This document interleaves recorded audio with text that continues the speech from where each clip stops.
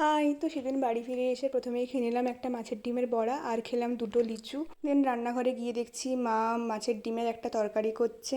তারপর স্নান টান করে লাঞ্চ করতে চলে এসেছি। আজকের লাঞ্চে ছিল ভাত, উচ্ছে করা সেদ্ধ, মাছের ডিমের বড়া, একটা ভেন্ডির তরকারি আর একটা শাক কুমড়ো দিয়ে তরকারি আর মাছের ডিমের তরকারিটা।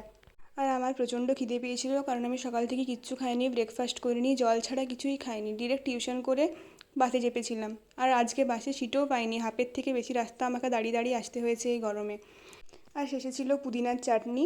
তো খাওয়া দাওয়া করে ঘুমিয়ে পড়েছিলাম, কারণ প্রচণ্ড টায়ার্ড ছিলাম। আর ঘুম থেকে উঠে একটু বাইরে হাঁটতে গিয়েছিলাম আমি আর রানী।